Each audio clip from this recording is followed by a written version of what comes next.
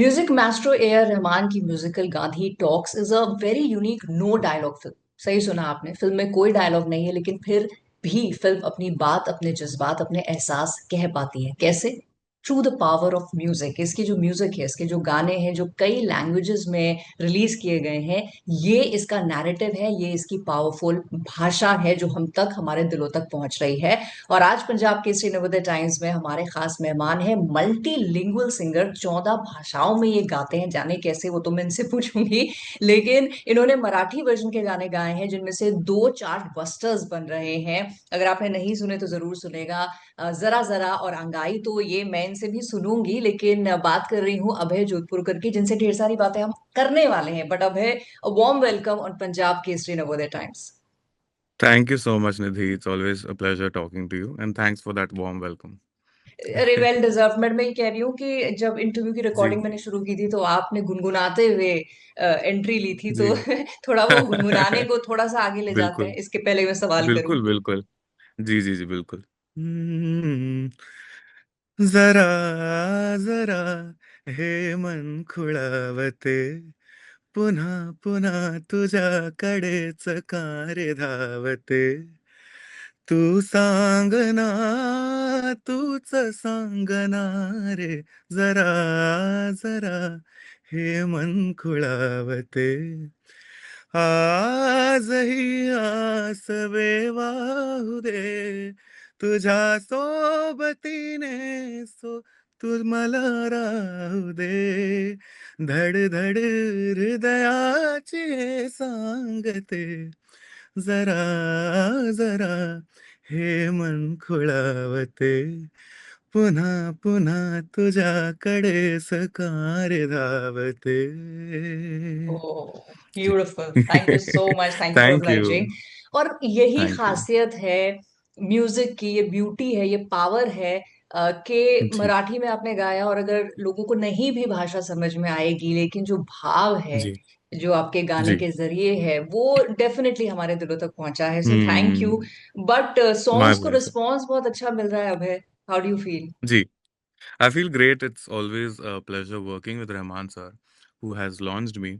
तो it has been a beautiful journey, and तब से लेके आज तक ऐसी एक भी रिकॉर्डिंग नहीं रही है जिसमें मुझे कुछ सीखने को नहीं मिला हो, या जिसमें जो स्पेशल नहीं रही हो. So there's always so much to learn from the maestro A.R. Rahman sir. And इस फिल्म की खासियत, of course as you mention, कि इट्स साइलेंट फिल्म, और इसमें सिर्फ म्यूजिक ही उसकी जबान है. और इसलिए मतलब एक्सप्रेशन की कोई कमी नहीं होनी चाहिए, इसलिए हमने पूरी कोशिश की है कि उसमें भर भर के हम इमोशंस और सारी फीलिंग्स को पोर कर पाएं. तो ये आई थिंक काफ़ी चैलेंजिंग रहा था. और आई रिमेम्बर जब इसकी शुरुआत हुई थी मूवी की, जिस पे बैकग्राउंड स्कोर का काम चल रहा था, तब रहमान सर ने मुझे एक दिन स्टूडियो में बुलाया था, और रात भर हम we were just brainstorming on ideas. एक उन्होंने ठुमरी एक मुझे बोला था कि फॉर रेडियो में एक बैकग्राउंड स्कोर में एक गाना चल रहा होता है, जस्ट फॉर फिलर्स. तो उसमें ही asked me to just write down something on the spot, और उसी को कंपोज किया हमने. And then finally it came out so beautifully. And finally जब उसे स्क्रीन पे देखा तो देन आई अंडरस्टूड कि how much of depth it carries. And it's been beautiful. Both the songs are getting beautiful reception. बिल्कुल। And ये पहली बार हुआ है कि मराठी में भी एक और पूरा एल्बम साउंड ट्रैक आया है सर का. तो आई थिंक ये बहुत अच्छी बात है. तो as a Maharashtrian also I feel really proud कि सर का मतलब अब वहाँ पे भी उनका म्यूजिक आने लगा in original Marathi. So I am really happy. जी, डेफिनेटली। अच्छा, आपने अपने करियर की शुरुआत ही विद द मैस्ट्रो की, बहुत सारा आपने उनके साथ काम किया हुआ है। बट फिर वही वाली जी, बात आ जाती है ना कि you're working with and you're working for, you're working under या, ए आर जी, रहमान। तो वो जी. गूजबम्प्स आने कभी बंद होते हैं? बिल्कुल नहीं, हर टाइम आते हैं. In fact for the audio launch also, और जब मैं आई रिमेम्बर स्टेज पे मैं जाने ही वाला हूँ, और सर ने मुझे इंट्रोड्यूस किया और बोला कि we have very special Abhay who is a KM student. बस तब से मेरे रोंगटे खड़े हो गए, और like there is a rush and butterflies in the stomach, and that nervousness is always there, because I will always be a student of music and a student of Rahman sir. तो yes, there was a lot of rush, adrenaline, and I think it's a good thing. क्योंकि अगर आपको वो अगर rush नहीं आ रहा है, इसका मतलब कहीं समथिंग इज साइलेंट. हाँ। And I think as an artist it's very special कि each time I get that, and yeah this time also, and it's always gonna be the case. Right, but Abhay, एक तो जी. है कि जब आप गाते हैं, प्लेबैक करते हैं हम्म. किसी भी जी. फिल्म के लिए, किसी भी प्रोजेक्ट के लिए, तो उसमें डायलॉग्स हम्म. होते हैं, उसमें जिस कैरेक्टर के जी. लिए आप गा रहे हैं उसकी एक आवाज हम्म. होती है, तो हम्म. जब आप कोई गाना गा रहे हैं तो आपके पीछे एक बैकग्राउंड है कि भाई कहानी में ये हो चुका है और ये गाना इस सिचुएशन में आ रहा है, सो एक थोड़ा सा जी. हाफ आपके लिए होमवर्क किया होता है। This being a correct. Silent film जिसमें डायलॉग ही नहीं है, आप जिनके लिए गा रहे हम्म. हैं या जिस सिचुएशन के लिए गा रहे हैं, आप ही ने जी. कहानी को नैरेटिव देना है, सो वो जी. अप्रोच टू बोथ दीज जी. सॉन्ग्स आपने क्या रखे? जी, approach was not very different, क्योंकि यूजुअली आजकल होता यही है कि फिल्मों में गाने जो बन रहे हैं आजकल, वो बस सीन्स को कैरी फॉरवर्ड करते हैं, और जो बातें डायलॉग्स में मतलब जो कंटेम्प्रेरीज, सॉरी, जो किरदार हैं, वो जो नहीं बोल पा रहे होते हैं, वो म्यूजिक के थ्रू कन्वे किया जाता है. So that's not a very different thing. ये हमेशा से होता आ रहा है, but what was different is that कि पूरी फिल्म साइलेंट होने की वजह से हमको बस उतना ही विंडो मिलता है कि अभी इतने से छोटे से टाइम में हमको कन्वे करना है कि क्या क्या चीज़ों से गुजर रहे हैं. So it was very intense. It was like every word. I remember हम जब रिकॉर्डिंग कर रहे थे तब सर का ब्रीफ भी यही था कि it needs to be very calculated, it needs to be very abstract, yet shouldn't be forced. बहुत naturally, जैसे जैसे how a breeze is, so naturally hitting the leaves of the tree. That is the kind of brief he gave us. It should be as subtle as that, yet as pronounced as that. तो I think that is what which was very challenging. तो हमने बहुत ही उसको बहुत practice की, बहुत रियाज किया, और उसके बाद में ही ये गाने उस लेवल पे जा पाए हैं. तो I think all credit goes to the director and Rahman sir, and of course lyricist Sameer Samant, जिन्होंने लिखे हैं मराठी और हिंदी वर्जन्स के गाने. बहुत ही उन्होंने अपना पूरा एक जो निचोड़ होता है मूवी का और कैरेक्टर्स की फीलिंग्स का, वो उन्होंने इसमें बयां कर दिया है बहुत सुंदरता के साथ. तो ये बहुत ही किस्मत वाली बात है कि हमको ये गाने गाने को मिले.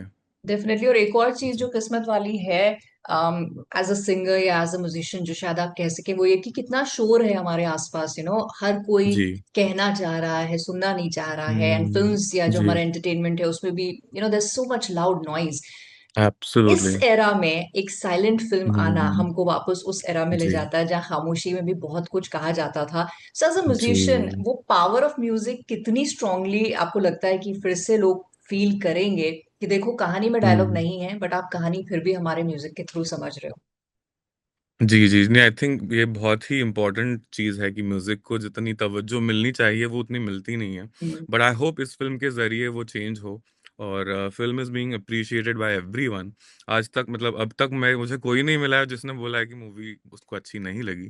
तो I am really happy, and it's a beautiful labour of love. The director has been working on it for 20 years, and काफ़ी मेहनत से उन्होंने बनाई है film. And I think Rahman sir ने म्यूजिक में जितनी जान डाली है वो, I think it's incredible as always.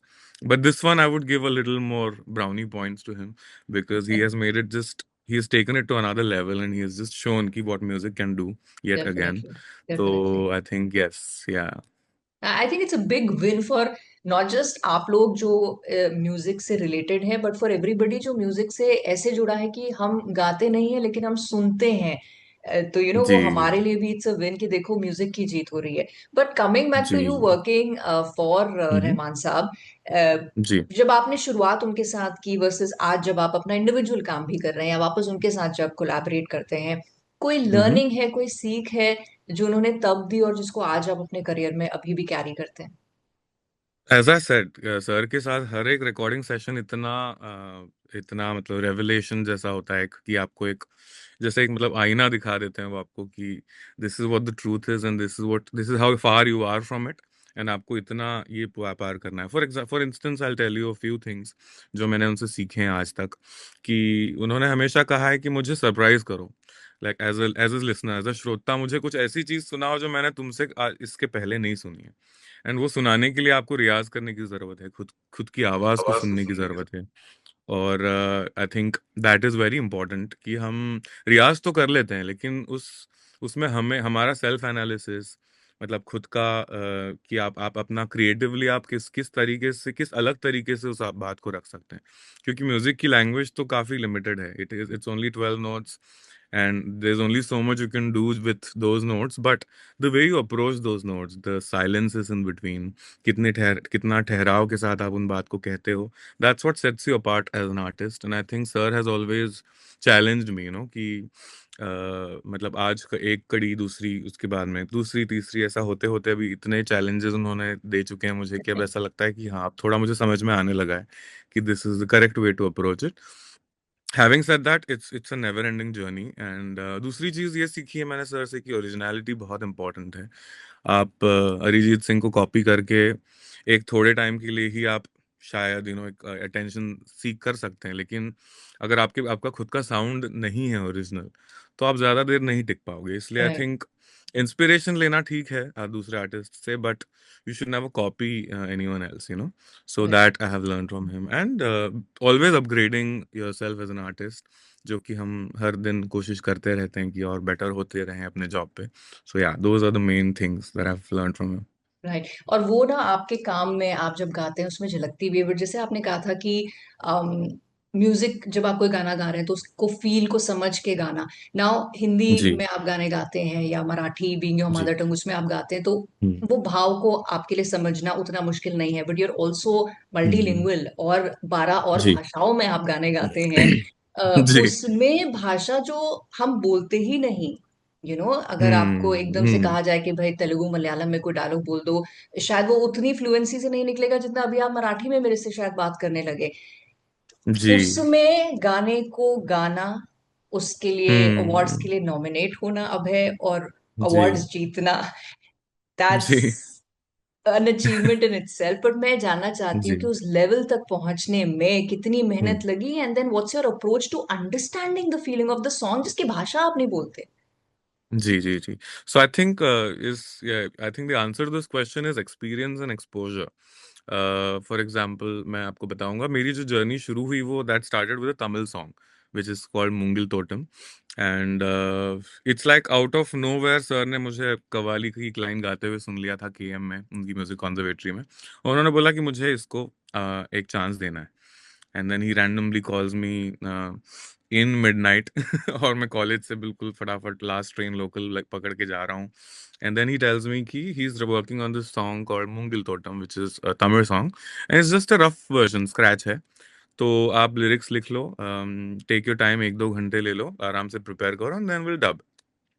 तो ये सबसे बड़ा जो चैलेंज मेरे ऊपर जो दिया गया था कि एक तो तमिल लैंग्वेज जो मुझे बिल्कुल आती नहीं, it's very alien to me. हालांकि तमिल गाने मैंने सुन चुके थे चेन्नई में जाने के बाद, while I was doing my BTech degree there, but it's very challenging, it's very difficult, hmm. Because गानों का मतलब समझ लेना एक बात है, बट उसको जस्टिस करना और उसका उसका एग्जैक्ट टेम्परामेंट समझना, और उसको मतलब उसको अच्छे से तब्दील करना उस गाने में, राइट। ये बहुत मुश्किल चीज़ होती है। बट थैंकफुली मुझे सपोर्ट मिला और उन्होंने एग्जैक्टली मुझे बताया कैसे प्रोनाउंस करना है। फिशरमैन अगर गा रहा हो तो वो किस तरीके से गाएगा, किस स्लैंग में गाएगा, तो वो सब चीज़ें मद्देनजर रखते हुए उन्होंने पूरे डिटेल में मुझे बताया था।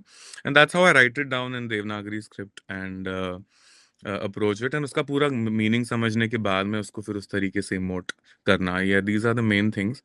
बट या पहला गाना ही जब आपका एक तमिल गाना हो, वो भी मणिरत्नम सर की फिल्म के लिए, तो I think that makes you you know ready for something that's a bigger challenge that is thrown at you.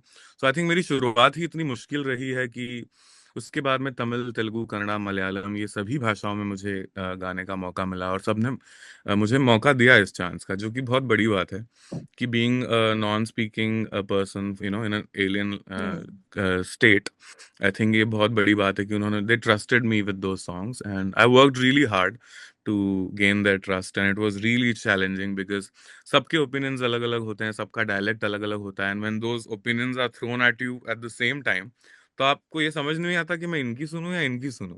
So you have to find a middle ground, and that is the most challenging part, जो कि experience के साथ I think आ जाता है।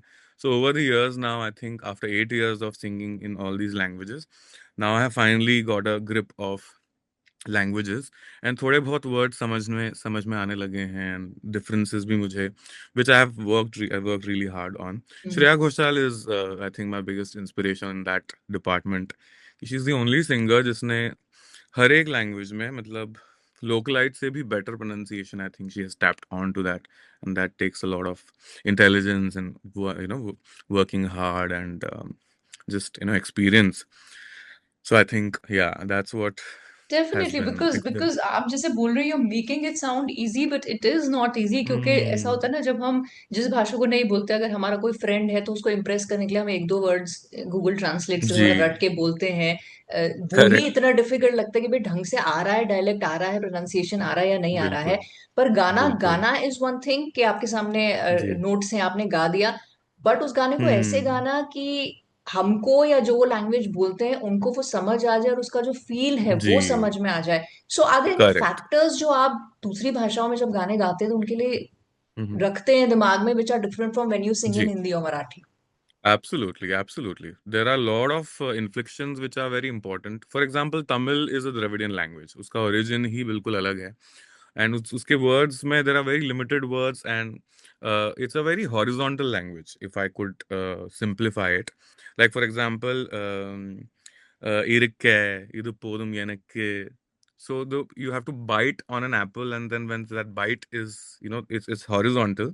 That's how the nature of the language is. Like it's very horizontal in nature, whereas Marathi is very vertical. Like you have to open your mouth completely, like zara, zara, hey, mana, khudavate, and you have to accent on each letter.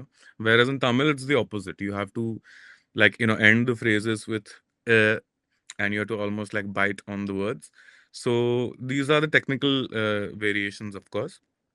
And there are similarities as well. Malayalam being another tongue twister, I feel like the words are very big, and it's like Sanskrit and Tamil ka samavesh hai in a way, but like a completely whacked out and difficult version of definitely. these languages, जो कि बहुत मुश्किल, मतलब बोलना भी इतना मुश्किल होता है, वो उसको गाना फिर सुर में लयबद्ध करना, that is very challenging. Like Malayalam में ड़ जो होते हैं वो ही चार प्रकार के हैं, तो उसको पहले तो समझना it's itself is so difficult, and then फिर एप्लीकेशन तो फिर वही कि एज आई सेड की एक्सपीरियंस की बात है. बट या every language has its own timbre and flavour and rhythm, and वो एक बार आप once you master that, then experience के साथ वो आपको धीरे धीरे आ जाता है, जो कि आ गया अब फाइनली मुझे. राइट, जी, टचवुड टचवुड टचवुड। और वो मेहनत भी लोगों तक आपकी पहुंच ही रही है। But over a decade in the industry, hmm, playback singing में, ये जो जी, लैंडस्केप है या म्यूजिकल कैनवस जो है, इसको आप हम्म. कितना बदलता हुआ और इन फ्यूचर किस दिशा में जाता हुआ देखते हैं? बहुत अच्छा सवाल है ये. शुरुआत मेरी बहुत इंटरेस्टिंग हुई from a Tamil language. Then I got to cover the south Indian languages like Telugu, Kannada, Malayalam. उसके बाद में मराठी, बंगाली, गुजराती, हिंदी डेब्यू के बाद में I started singing in other regional languages also, Nepalese, and it's a never ending process because इतनी सारी लैंग्वेजेस हैं. मैं कल ही एक वीडियो देख रहा था जिसमें एक लैंग्वेज है जो कि महाराष्ट्र में के किसी रूरल एरिया में कुछ 2000 या 500 लोग ही ये लैंग्वेज बोलते हैं, और वो ऑलमोस्ट एक्सटिंक्ट होने की कगार पे है. लेकिन हमें इतना कुछ नहीं पता है लैंग्वेजेस के बारे में कि हमारे कितने ट्राइब्स हैं, कितने कल्चर्स हैं. So I think each language has its own way of expressing the feelings, and it's right. such a universal thing. अगर आप मुझे इटालियन में या जर्मन में कुछ ऐसा ओपेरा का एक पीस दे दें, so it is as complicated as singing like an unknown language of our country. So it's so beautiful कि आप through their language you can experience the annotations and the detail and the beauty of each culture. So I right. think that being said, it's been a beautiful journey so far, and I'm excited each day because you never know what's gonna come at you as a singer. So I'm always open to challenges, and I want to expand the horizons of and the canvas as well. I also, like, as an artist, I feel like creativity is very multidimensional, multifaceted. So I think visually speaking, cinematography, editing, videography, and I think colors when it comes to painting, I think all these things definitely add a lot of things to your palette. And I have been exploring all that, so you never know, कल को अगर कोई मुझे बोले कि अगर आप ये डायरेक्ट करना चाहेंगे तो I would love to do that. So yeah, as an artist I would like to explore as much as I can, and right, as many languages as I can, because it's so beautiful how differently you can emote something, and so beautifully, and so distinctively. Yeah. Definitely definitely. अच्छा, but जैसे आजकल अभी specially अगर इन दो गानों की मैं बात करूं तो लोगों की जी. प्लेलिस्ट में ये गाने आ गए हैं, बट अगर हम्म. मैं अभय आपकी जी. प्लेलिस्ट की बात करूं तो कौन से गाने टॉप में चल जी. रहे टॉप में फिलहाल बहुत सारे मलयालम सॉन्ग्स हैं. उसके बाद ऑफ कोर्स रहमान सर के गाने काफ़ी जो मैं सुनता रहता हूँ. वेस्टर्न क्लासिकल म्यूजिक का भी मुझे बहुत शौक है. हैं? एंड फिलहाल मोजार्ट की कुछ कॉम्पोजिशंस है. उसका the mass is a piece that he had written after his son's death, and it's a very beautiful and dark and yet very emotional piece. So wo I have been looping, and Jacob Collier is my favorite musician in the world, तो उसके mostly जो गाने हैं वो they are in the top of my playlist. Yeah. Right, okay, तो वो उस तरह के सॉन्ग्स है और उनसे इंस्पिरेशन लेके आप अपनी म्यूजिक जर्नी को आगे बढ़ा रहे हैं।